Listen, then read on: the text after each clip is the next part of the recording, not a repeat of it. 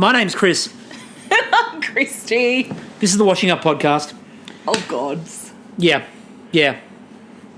Oh, God. Hi, everyone. Hi, how you going? How you doing? Hope you're all right in lockdown. Right. You probably just want to turn down the volume here. You might want to. You really might want to. Let's get into the theme of this week, which is bad old habits and bad decisions. What happened? Who the fuck just went, no, look, we can't do this new stuff anymore. We need to go back to the old steps. Someone's a bit worried. The last 3 episodes, last night's was okay.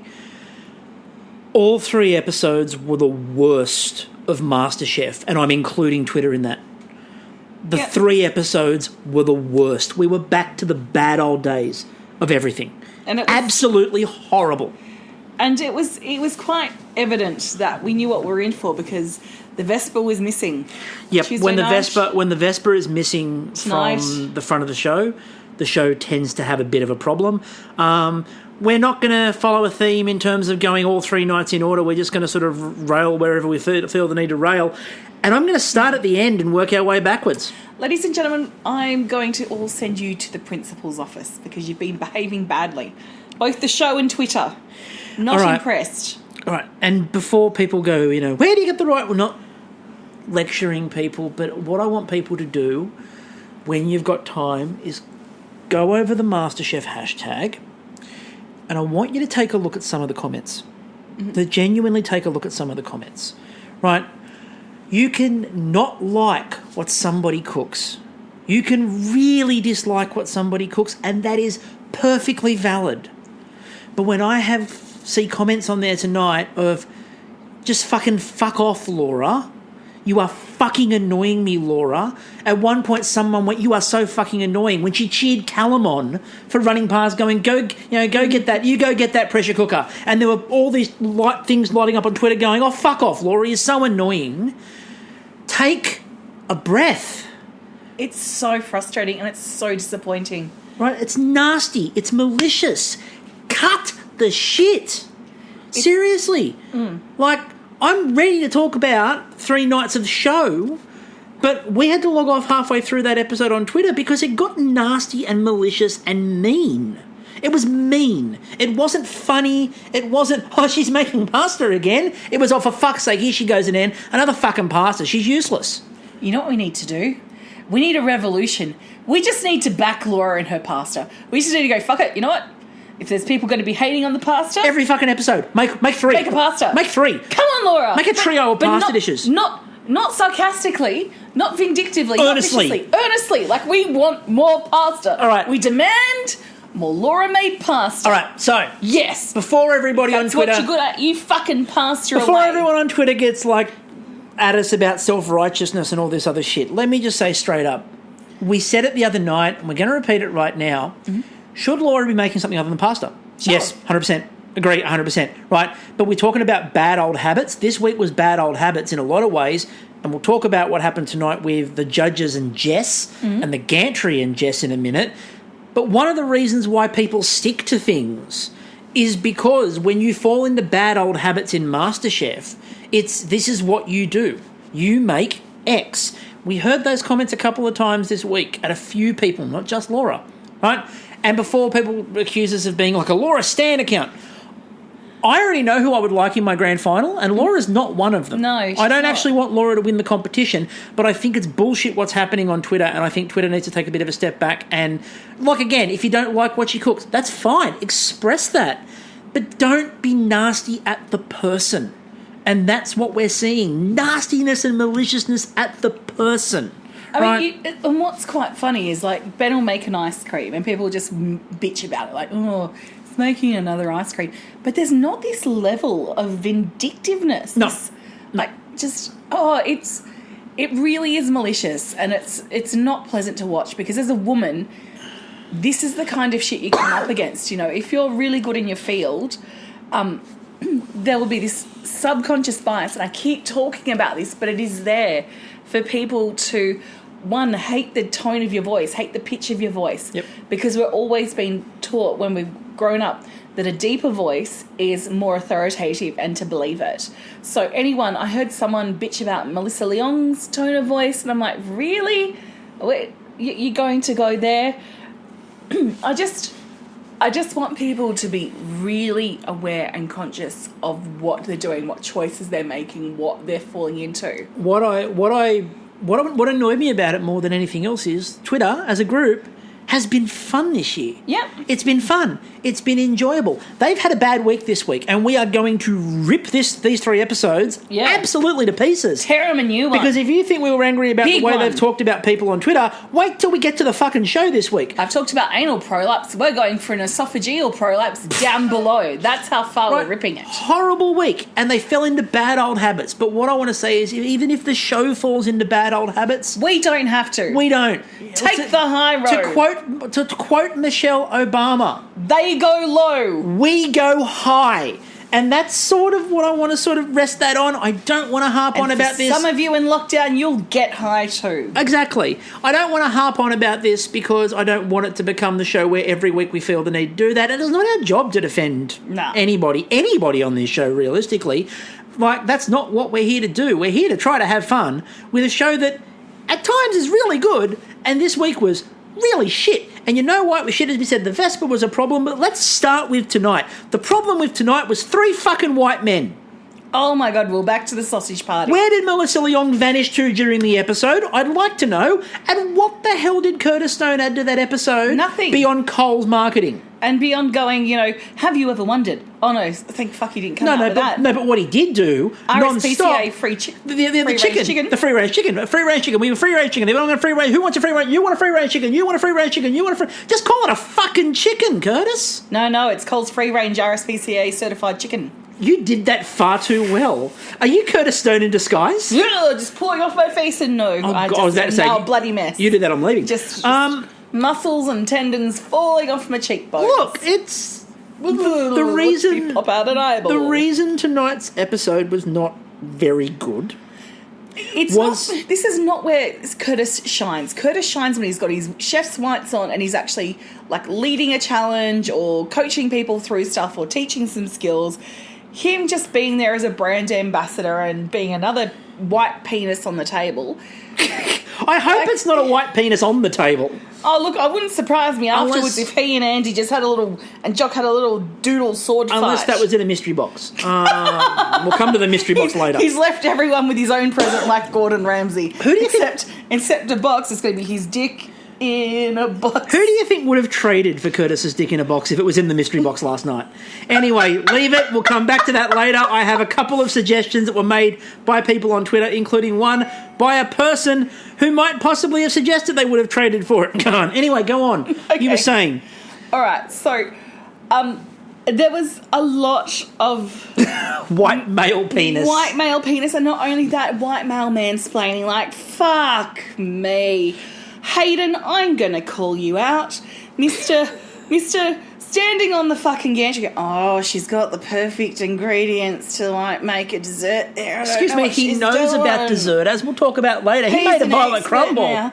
Mr. Hayden, like, don't risk it, but I'll make a fucking dessert when I've got can be eliminated on the line. That is literally what happened. This is literally what happened. Hayden goes, I need to do something a bit different in this cook, and made a violet crumble dessert when he does savoury all the time, just does savoury when she normally does dessert, and Hayden goes, what the fuck is she doing that for? And she doesn't have anything on the line. Like, she's not in immediate danger. This is the perfect time to pop out of your box and give it a go. You actually should in the immunity challenges, especially when there's so many people left in the competition. And she was on fire last night. Like, her mindset is the right mindset at the moment. Well, she possibly was. There were hibachis everywhere. But but the thing is that, like, she's like the hibachi bender. Unless she didn't use a hibachi. When there's so many people in there still, your odds are in your favour still.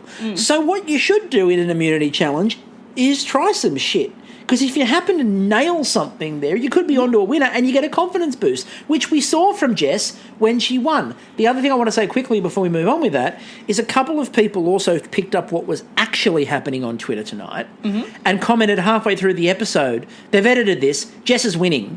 Yep. Because they're trying to get everybody inside the kitchen to say she's doing the wrong thing. And again, welcome to our world of being able to read a MasterChef edit. Yeah. Just come back to me for a moment. I'm back to you now. Okay, because standing next to Hayden on the gantry was Sarah Clare.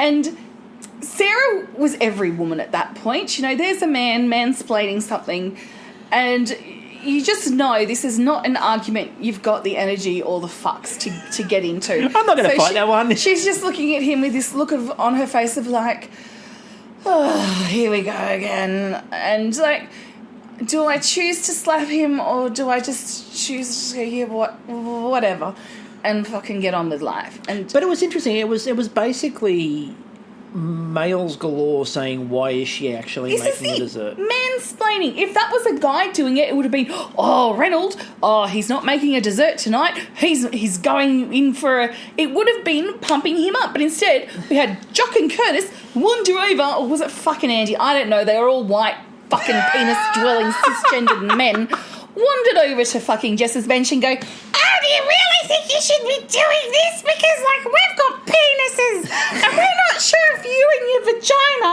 are capable of doing more than just your pretty little desserts. We're really worried for you, Jess. We're not too sure if you've got the brains or the skills to actually pull this off. I mean, you brought out a good dish last night, but my penis sense is telling me that your vagina is not capable of cooking something that's not a dessert, and everything's on the line. I mean, no one's going to die. You're not going home, but everything's on the line. The best part about that, by the way, was they finished that, and that's an exact verbatim quote of what they said. Go back and look. If you haven't seen the show, look, no need to watch it. No. Like that's a quote. What I loved was Jess's response, which was first of all where she said, "I've got enough ingredients where if everything goes wrong, I can make a dessert." Yeah. But it basically, the follow-up sentence after that was, "Fuck off."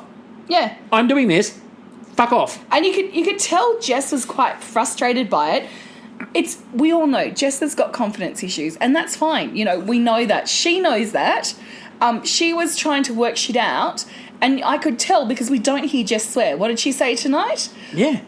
You know, if everything goes to shit at 40 minutes, I'll just do a dessert.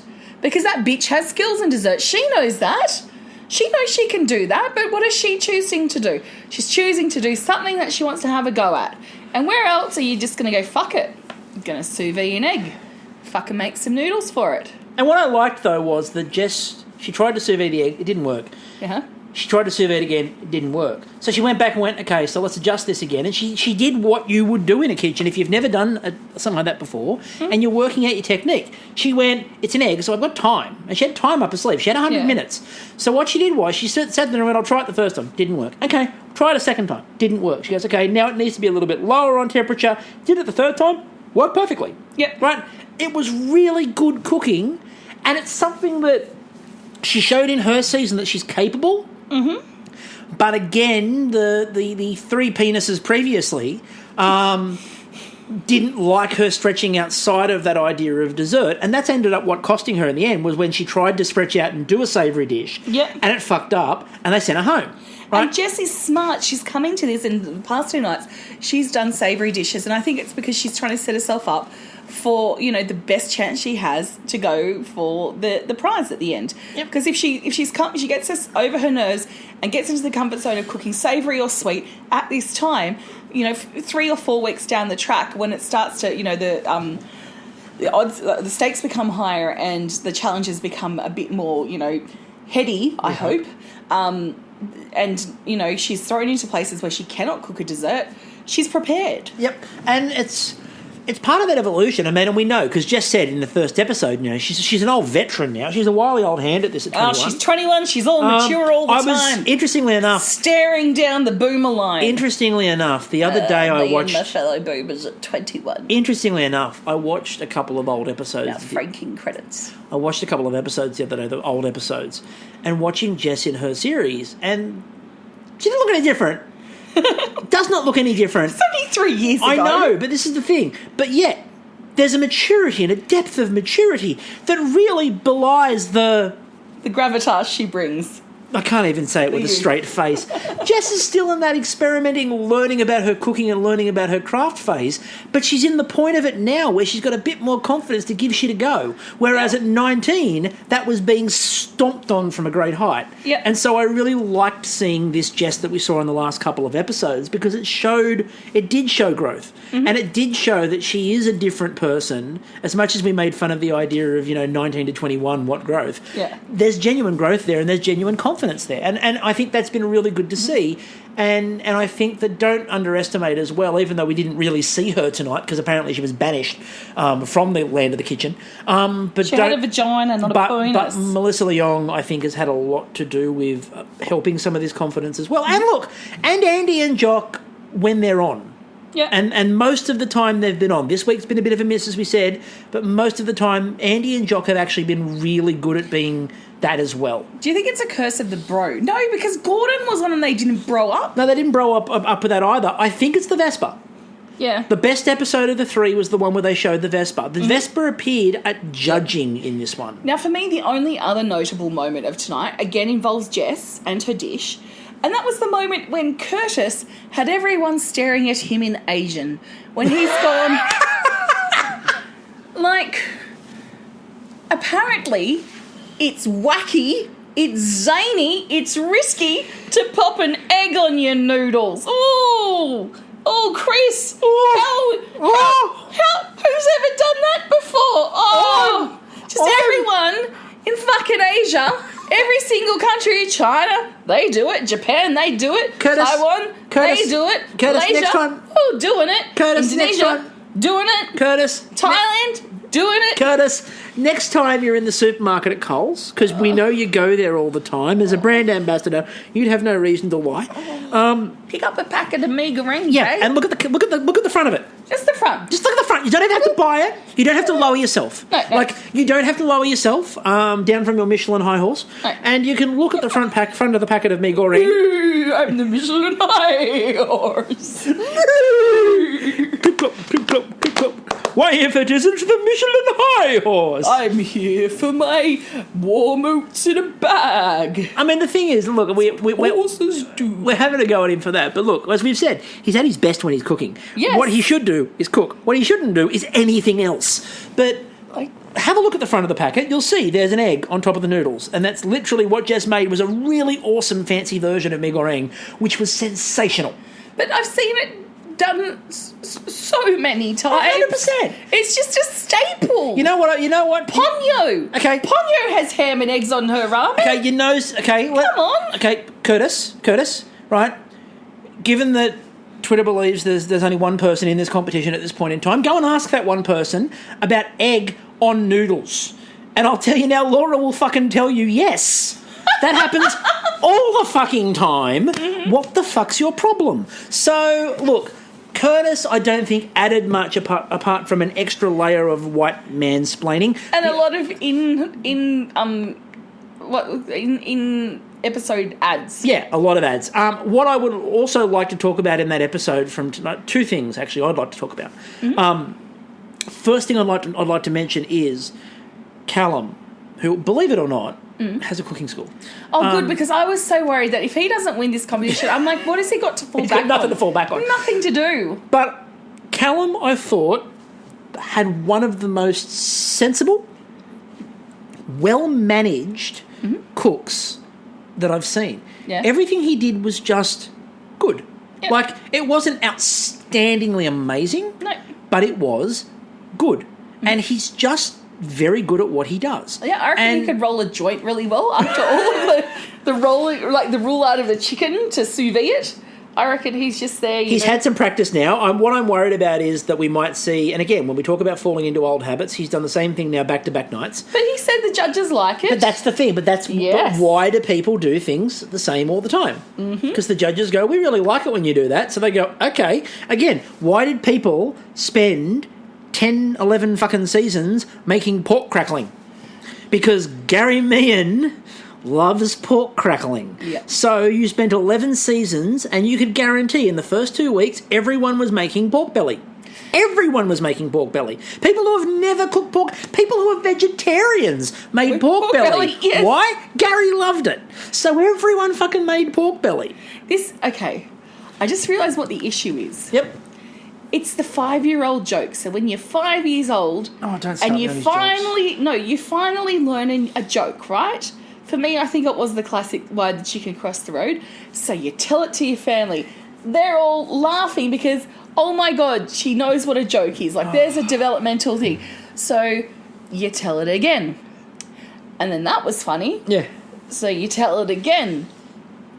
And again. And then suddenly everyone's over it. And everyone's like, oh, that's enough. And then it gets again. And everyone starts to want to shoot you for telling this chicken joke. Because someone could have done that tonight to Curtis for the actual jokes he told in the episode, which were horrible. They weren't vague. Like, no one even pity laughed. No. Like, there was groans, and they weren't funny groans. They weren't Melissa Leon level puns from last Melissa night. Leon's been great. Look, and again, the episode suffered from, like, a Melissa. The last thing I want to talk about from this episode, there's two things. Okay. And I know I said two things before, but there are two things. One, because one of them is going to segue into other episodes. Okay, all right. So the one from tonight is I am a big fan of the auction. Yep. I love it. I actually loved the way they twisted it up, but the big problem they've got, and this week they've had a big problem with it, is timing. It went forever. And I think a lot of the reason why Twitter sort of got offside was, one, they saw Curtis Stone and went, why? And then two, the auction went for so long that I had people messaging me going, I'm not watching, I'll come back when the actual cooking starts.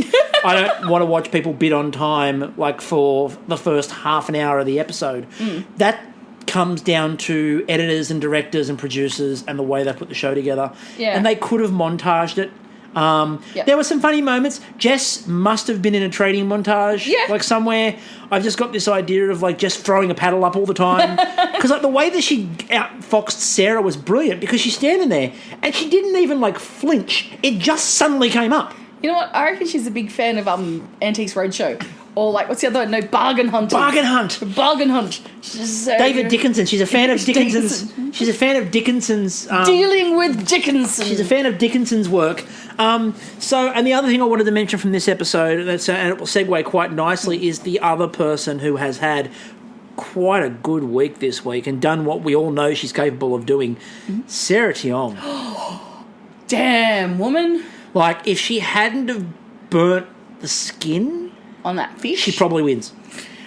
And she's had a really good week. This week has been shit for the show, great for Sarah Tiong. Her sweet and sour pork, fuck me, mate.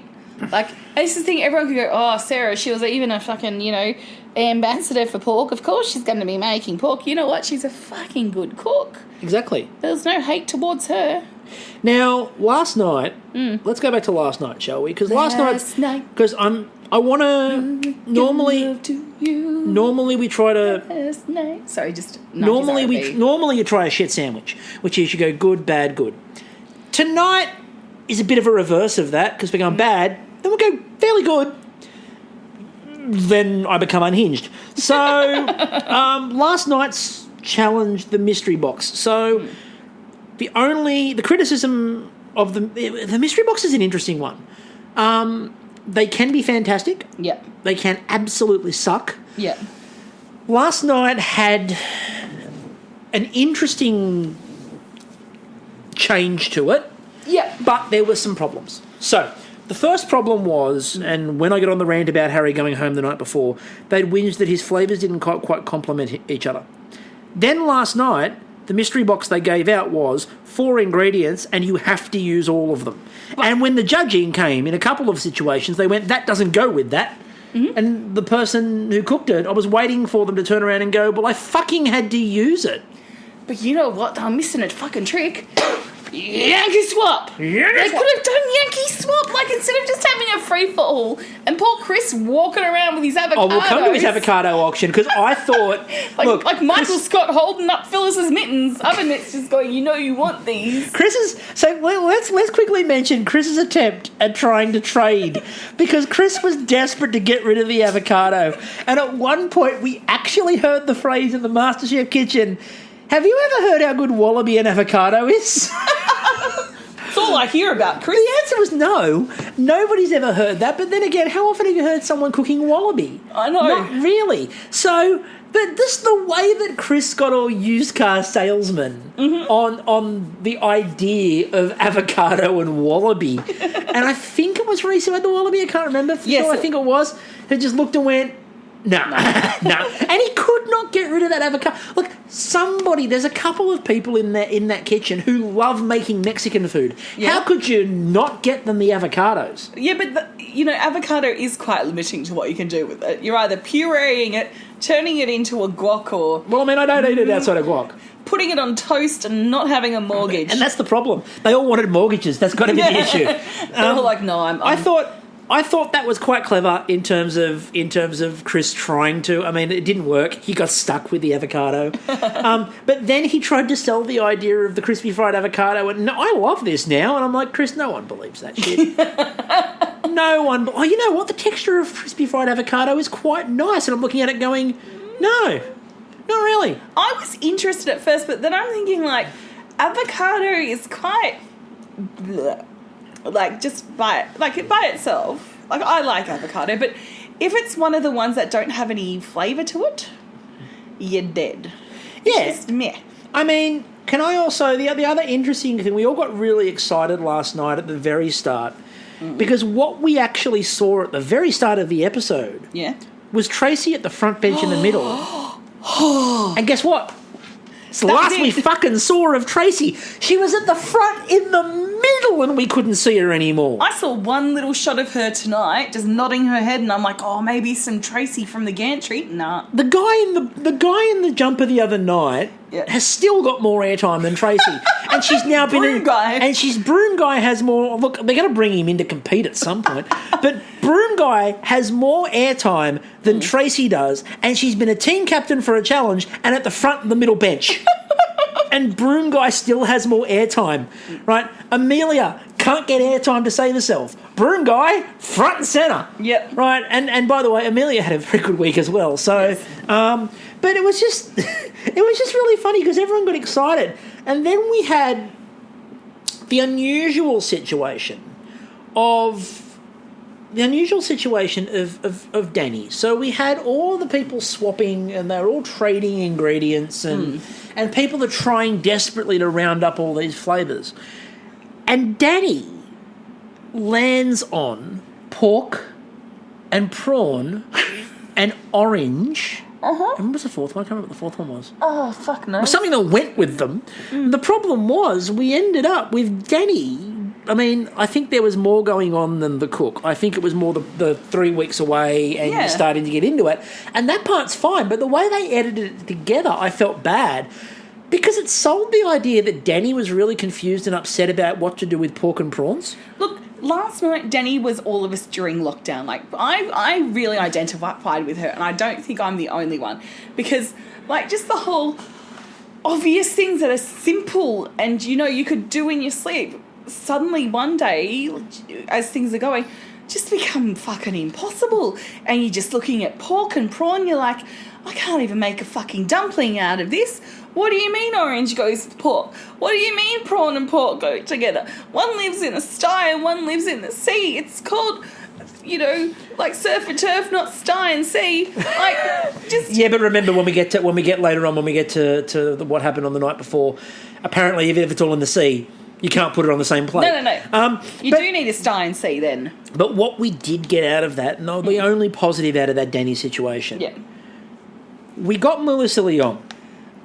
Right, so we said part of the problem tonight was no Melissa Leong, no Vespa. Last night there was a Vespa. Last night there was also Melissa Leong, who had the most beautiful way of just going to Danny and just talking her through it and talking her through the problem. And then afterwards when they got to the judging and brought it up, and she raised what happened with Danny, and she goes, right, hands up, everybody in the kitchen who's stood there and been confused about what to cook and had a meltdown, and everybody put their hands up. And she goes, Jock, see? Andy, everyone you're not alone. Her. She goes, everyone's done it. Everyone has done this, right? But what we're happy with is you've plated something that you're happy with. Yep. And like, again, we said last night, and I will reiterate this again, if you've not seen Chef's Line, and you are looking for something to watch outside of MasterChef, Yeah. go and watch Chef's Line. And Melissa Leong in particular is an absolute superstar. Now, I do want to add here, because we are, living in strange times indeed. I mean, listening to this podcast, maybe in a year's time will be like, we were fine. But those of us living in it now, you are going to come across things that are quite overwhelming, and that's perfectly fine. There's a lot going on below our emotional surface, so unlike Denny, we don't have a Melissa Leong necessarily to come and perk us up. So just, self-care is good. Taking some time out when things become too overwhelming and just hiding under a doona, or going for a walk somewhere, or playing with your cat, or logging off Twitter. Yeah, is fine. It's okay. You don't have to be like Denny and just push through, because very different times, and that was a pre-COVID.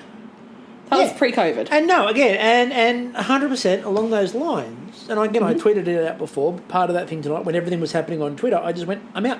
Yep. I wasn't in the headspace to do it. Wasn't prepared to sit there, and just went, I can't do this at the moment. It's all on top of me. I'm out. So and again, it happens. It does happen. And that's why I said to everyone with everything else, just step back after the fact and just take a reflection. Yeah, because we're unlike when we've watched MasterChef seasons in the past. We don't have the day-to-day distractions of like going to work and getting out into work. Some of us are still working. So you can dwell. Things can become quite blown out of proportion. You dwell. And I wonder if that's also another reason why Twitter was very acerbic. The other problem is too, and alongside that, is that normally there's other stories going on in the world. Yeah. And if you look at Twitter and the way that the Twitter stories are working at the moment and the way social media is working, there are a lot of those magazines with fellow inside diners and insiders and all those sorts of things who don't have anything to write about because nobody's out doing anything. So they are making shit up at the moment. They always make shit up, but they're making more shit up because there's less people out. They can't go, fellow insider Angelina Jolie's like... Yeah, baby bump, telltale baby bump. Is it a baby bump or a boob dent? Yeah. But this was the thing. Like, and we saw, there was an article this week in Who magazine where they were trying to write up this idea of... Poe and everybody hate Melissa Leong, and Harry, in his interviews this week, was very firm on that is utter bullshit. Everyone loves Melissa and thinks she's fantastic, and that's just crap. The other thing to think about, by the way, if you're reading those articles, is the other articles that have been having a go at Melissa Leong and talking about this feud come from Yahoo AU. Yahoo AU, owned by Channel 7, who are about to launch Big Brother in competition with MasterChef. So they have a vested interest in stirring shit up. And why are they pitching women against women? You're like Poe versus Melissa. Apparently there's not enough space for two Asian women and to be on screen together. Really not. Yeah. What there is enough room for are hibachis. And I got excited last night at one point because Sarah Clare got on TV. Oh, wow, yes. And I'm like, oh my God, Sarah Clare, we're going to see what she's got. No, she's using a hibachi. Okay. And what we saw was, unfortunately, Sarah hadn't done the sticks properly, and so she was burning her sticks. And I love the way she picked up the first one and just through gritted teeth was like, this is the first one I tried, and clearly I forgot to oil it, so this is useless. I mean, she got it down past that duck's gag reflex, like just getting the chopstick down that duck's, fucking esophagus. Have we ever heard anyone on TV refer to this as my second duck esophagus? No. Dr. Harry, maybe. But that's the only other time it might have ever popped up. But, phrases, I'll take phrases that we don't normally hear on Australian television for 200. That's my second duck esophagus. Yes. That's just... And also, they suggested that she'd char the duck esophagus. So she did. And then when they judged it, they went, what did you char that for? I wouldn't have done that. And, you can almost hear in her head going... You're telling me to do it. Yeah. But fuckers. But look, I thought that the mystery box last night, the only concern I had with the whole start of it was the idea of how did they pick who got what at the start. And you had to take one of two attitudes. Yeah. You had to either be Sarah Tiong, who was an auctioneer of the highest order and trying to send I'm a lawyer by trade. Or Poe. We'll come to that in a minute. Okay. You had to be Poe. Poe got Tiger Mother. Poe wrapped her arms around her 4 ingredients and went, "Fuck off, this is mine." She goes, "You know what? I have tuna. She's like, "You know what?" She had cherries. She's like, "You know what? I don't actually know what I'm going to do with this, and I don't even think it really goes together. But to hell with it, I'm not trading." And she just locked her arms, and I've never seen Poe stare that intense. It was just like this death stare, like this is mine. Could you imagine her in lockdown? Like, God. is she a toilet paper hoarder? I don't want to cast aspersions, but, she really, maybe not so much a hoarder, but maybe a prepper, like a doomsday prepper. Like, she is bugged out. Like, at the moment, Poe is bunkered down somewhere, probably 20 feet underground, in a cargo, what's it called? Like, the cargo the whole freight things. Yeah, the containers. The containers that she's buried underground and put, like, slabs of cement on top and got, like, all fancy air ventilation. And, like, I've seen people put beer, like fridges in and, like, beer kegs and shit like this. Like, she's got a fancy-ass motherfucking bug-out place because she's just going to hold it down. So she's got tuna speck cherries and whatever the fuck else she had. And look, we might have been a bit angry at the start of the episode with people, but now we want to be your agony aunt and uncle, and we want to give you some really good sage advice to live by. And this is important advice to live by, and we want people to be at their best, and so we want you to feel valued, and we want you to feel loved, and we don't want anyone out there to hurt you, the audience. So with that in mind, a reminder, don't fall for the Poe in danger narrative. No. It is bullshit. Poe is never in peril. If Poe is going home, they will make it look like everything is going spectacularly well. Till one crucial and moment. Something will turn. But if she is in trouble from the first moment of a cook, relax. Yeah. She's safe. That's Poe. That's her since season 1. She's just Poe being Poe. The editors have a story to tell. Unfortunately, they've gone to the well, forget one too many times. Like, that well has been bone dry, knocked down, and they're trying to dig another one next to it. Oh, yeah, you keep going. It's over. But there's something more important about Poe. My mum called her Ho. Yeah. Christy got a phone call during the week. I got a phone call from my mum now. I love her dearly. And, she's coming... She's just finished, like, major, like, cancer treatment. So it's all clear at the moment. So fingers crossed she's on the way up. But the medication really affected her and she is quite tired. And I'm talking to her and I'm like, "Oh, yeah, we're back to podcasting." "Oh, what are you podcasting at?" "Masterchef." "Oh, Masterchef, I like that. Ho's back." I'm like, "What?" And Mum goes, "Ho, the lady that cooks." I'm like, "You mean Poe?" "Yeah, Ho." "No, Mum, it's Poe. P-O. Ho. Poe, Mum. Her name is Poe. She's Ho." Finally got Mum to accept that her name is Poe. So I do apologise. But it is P-O-H, by the way. So, but my mum... Your mother would not have grasped... calling her a Ho. Yeah, your mother wouldn't have grasped it. She would have just picked the P-O and the H and gone, hop? No, not quite. So... Oppa! In terms of good cooks last night that didn't get into the 4, but were good cooks. Mm-hmm. Reynolds. Yeah. Lobster. Now, I did find it suspicious that the first time he cooked lobster was the night before. That was a bit sus, wasn't it, everybody?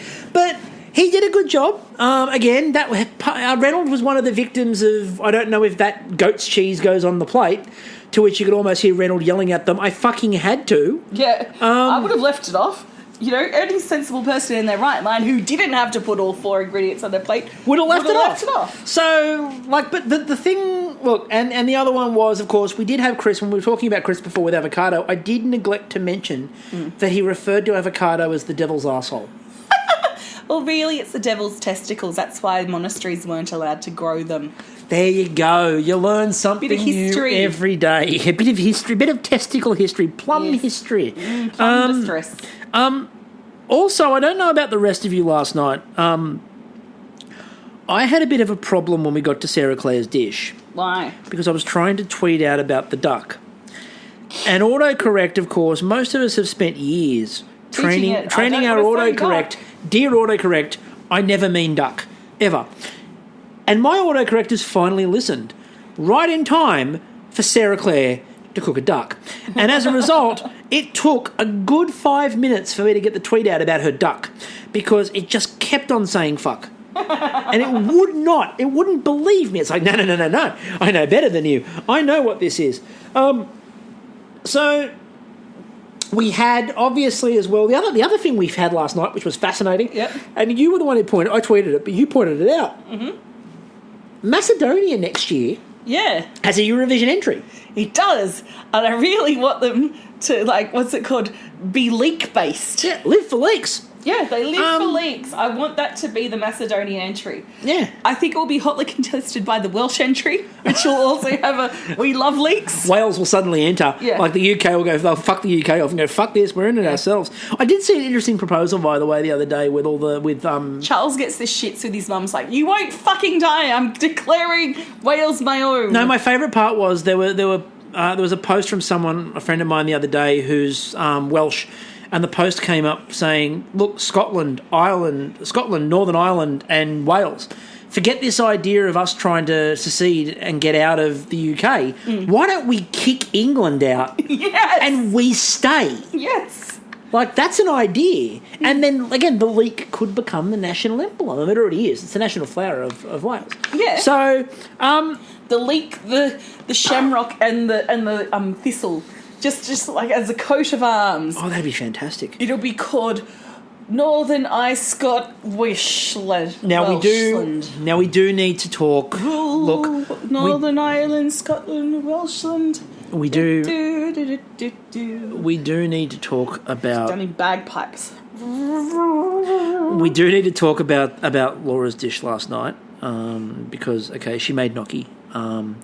And we have to talk about Laura's dish because I have a very serious problem. What the fuck were those peas? Oh, my God.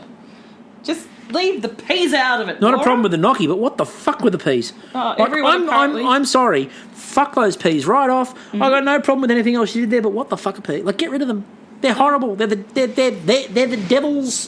devil's balls. No, they're not the devil's balls. That's you've just told me that's... You just told me that's avocado. That's avocados. They're the devil's gallstones. Yes! They're the devil's gallstones. Peas are the devil's gallstones. Yes. We've worked it out. Because, pissing one of those through Oh, your urethra. nasty. Ooh, ow. Nasty, although I don't think anyone's ever suggested pissing one through. Anyway, I thought by and large, there were a few exceptions, but I thought by and large, one of the benefits of last night, though, was the judges seemed to actually be giving their own opinion. Mm-hmm. Now, I know, people are going, but they've been doing that all series. Well, they have. Until Tuesday night. Shall we? Please do. All right. Tuesday night is an elimination night. Yep. Now, I defended the concept of this at the start of the episode. I apologise for defending the concept of this episode because the concept of this episode was bullshit. The concept of this episode was invent your own challenge, right? Invent your own pressure test. Now, here's the thing. What they should have done, and Twitter knew it, was they all came in with their folders and then they put them in a barrel and they randomly draw them out. And you suddenly have to do someone else's pressure test. Would have been hilarious. And like there could have been an issue in terms of, well, what if one challenge was easier than the other? Well, then you deliberately wrote a challenge easier for yourself. The other person benefits, and that's on you. Suck shit. That's on you. You did that. So you have to draw something up that's clever, and you have to draw something up that's challenging. Yep. I think that would have been a good pressure test. The idea of... Someone would have got a beautiful picture of a pie. Right, the idea of designing your own pressure test is stupid. They would have got a lovely drawing of a pie. Poe has clearly been talking to the artist from Bake Off. Yes, and as Twitter did point out, what we all appreciated about Poe's drawing of a pie was that she wrote pie underneath it. In big letters. Really large letters. But prettily done. Little dots at the end of each. Loved it. It was glorious. So I liked the bit where they said, we're not going to be here for the last half hour and you have to wow us. Okay. The problem with this episode was there was clearly an issue And after the fact, they had to go back and redo voiceover. They had to go back and redo plot.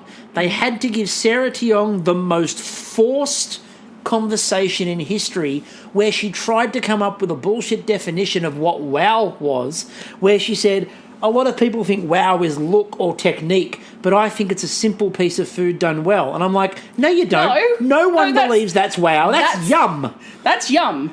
That's yum. Wow is when you go to a restaurant, they serve you a chocolate sphere and you pour hot melted chocolate on it and it melts that and reveals something else.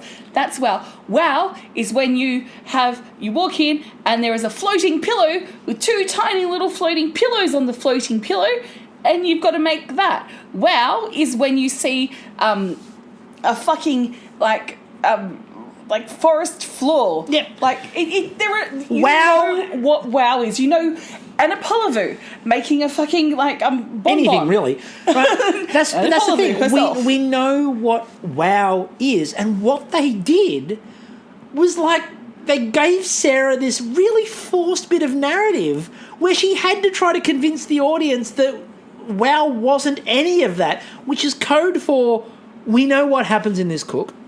Yeah. We need to reclassify it because we were stupid enough to set the idea of wow up, and then a dish that actually gave us wow in terms of the look, we decided we didn't like for random bullshit reasons. Now, what I attribute this particular cook to is what is more clearly defined in Bake Off, a showstopper. Yep. It was a 2-hour cook. Showstoppers are usually 4, but it was a 2-hour cook, which is quite long for MasterChef, of a longer theme, and there should have been a more definite theme.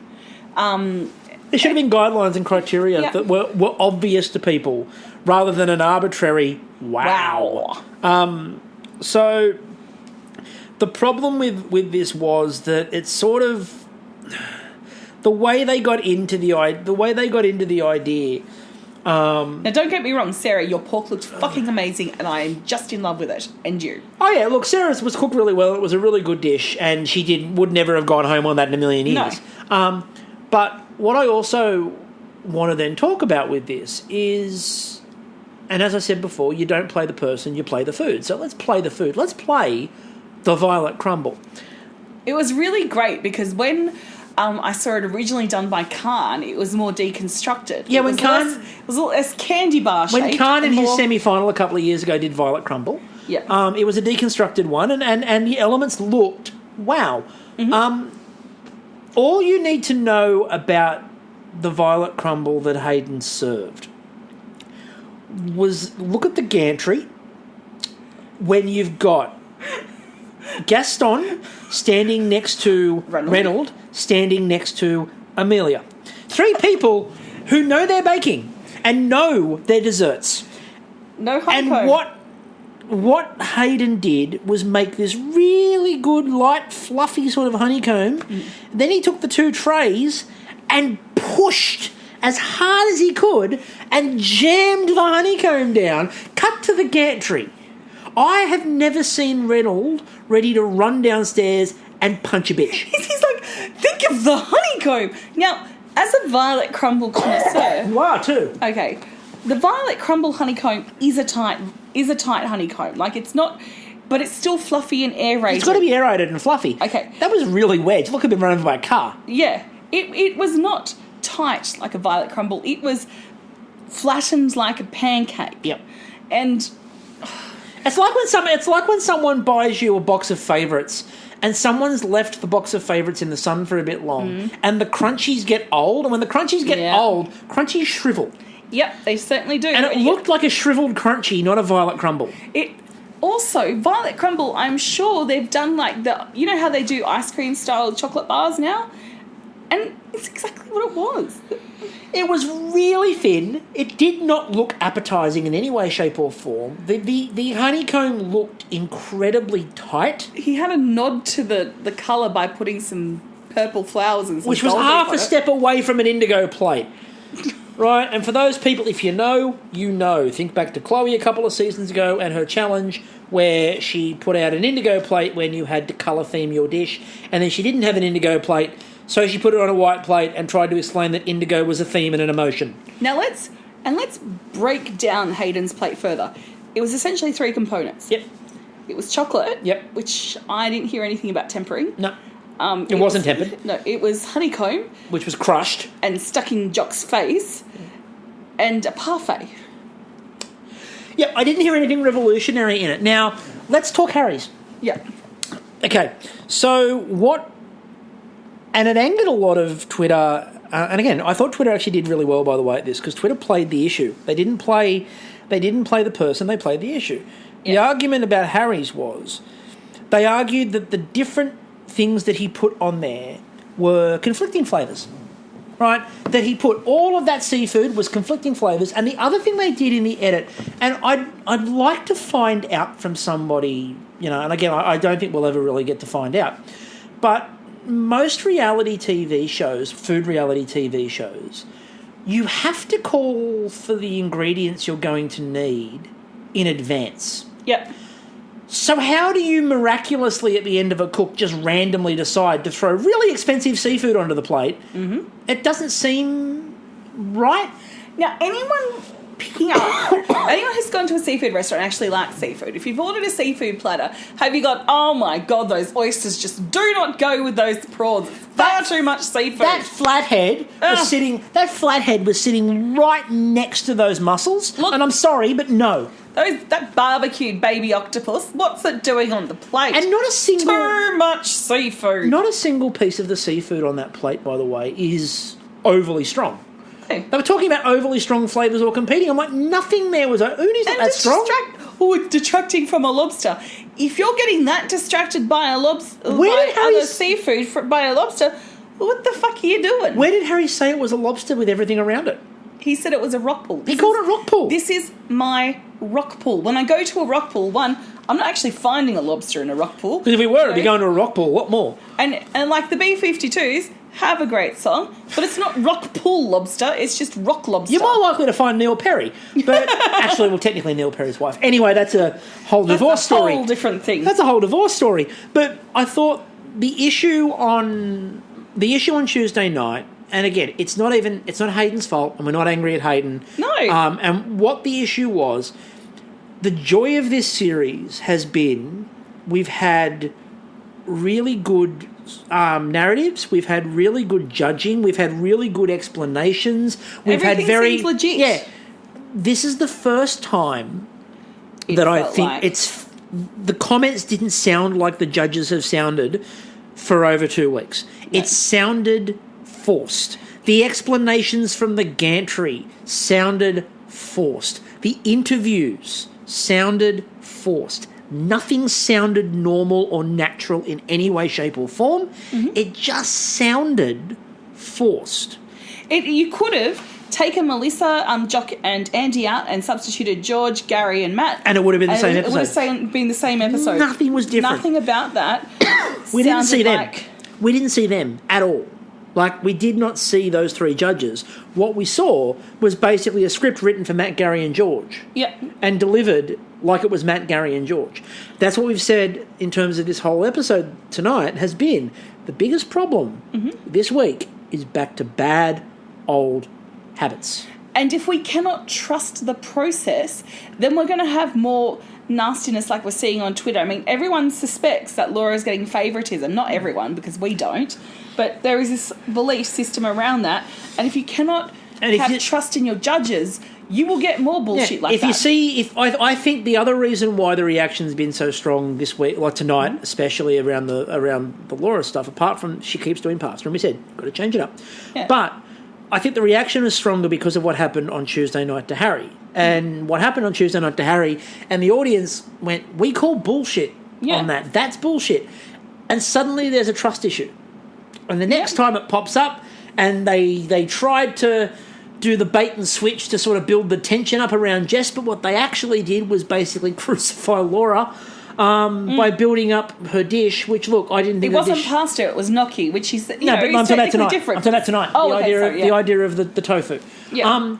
And again, the more they built that up, the more people went, oh, here we go again, here we go again, here we go again. And you know, I'll tell you straight up, I said to Christy tonight at one point, I really hope that Laura doesn't win. tonight, I really hope that somebody other than Laura wins, Yeah. because I don't think I'll ever be able to go back on Twitter again if Laura wins this episode, because I'm just not going to cope.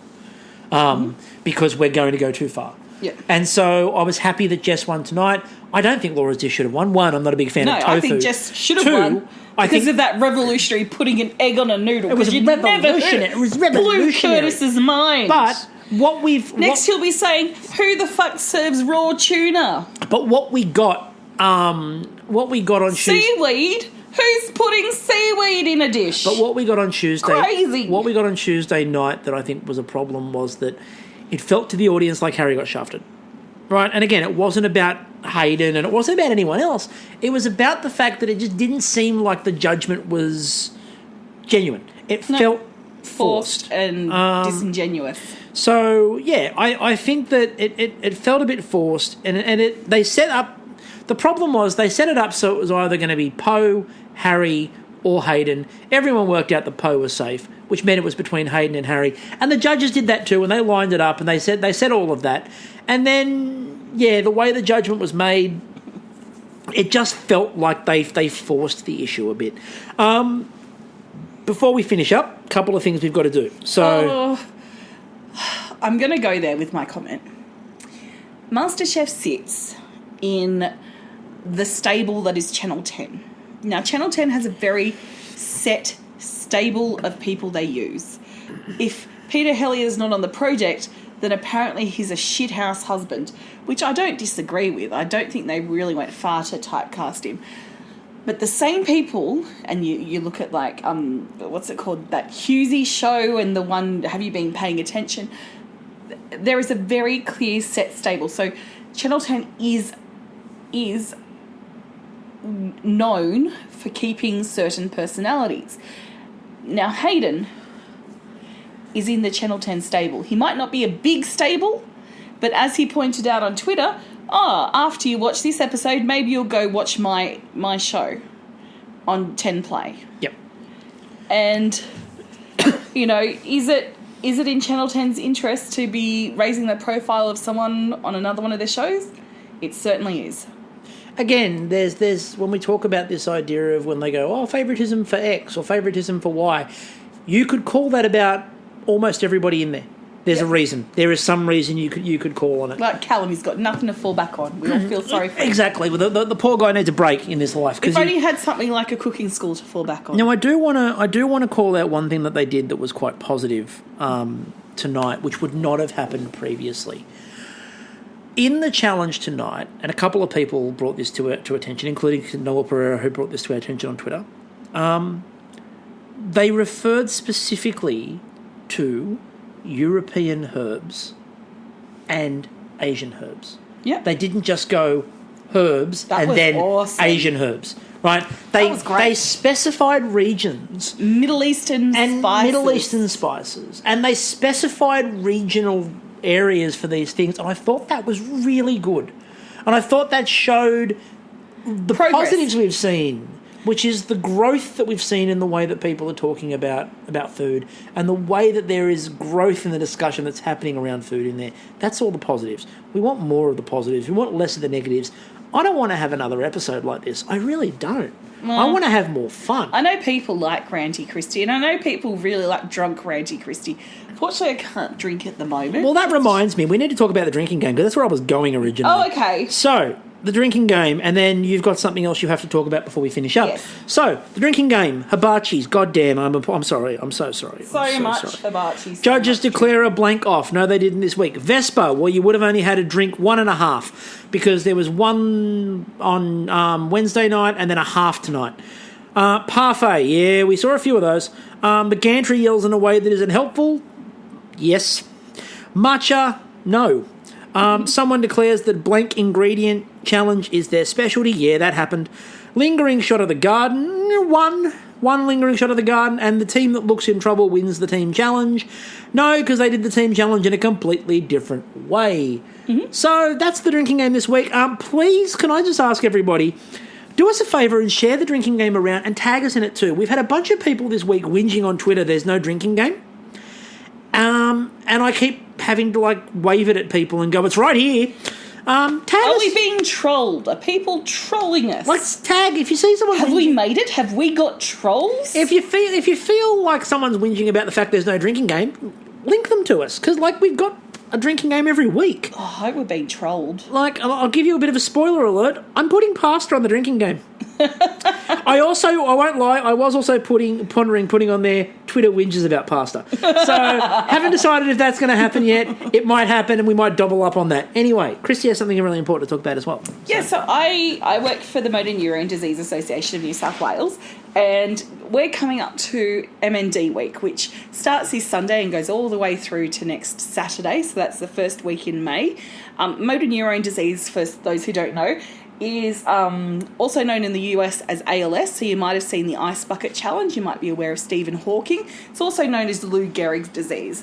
What you may not know is it's pretty fucked up as far as diseases go. It has been described as the worst disease you could ever get. It basically happens to, perfectly healthy, able adults, and it attacks the motor neurons, which are responsible for every part of your all of your what's it called, voluntary movement. Some involuntary, but mostly voluntary movement. People will come at me about it. Okay, I just want to say it's pretty fucked up because it can start with just being a little bit of a inability to grasp something, and then suddenly you're not able to walk. Generally, people who are diagnosed with it die within 3 years of being diagnosed. There are people like Stephen Hawking who live for years and years but severely disabled.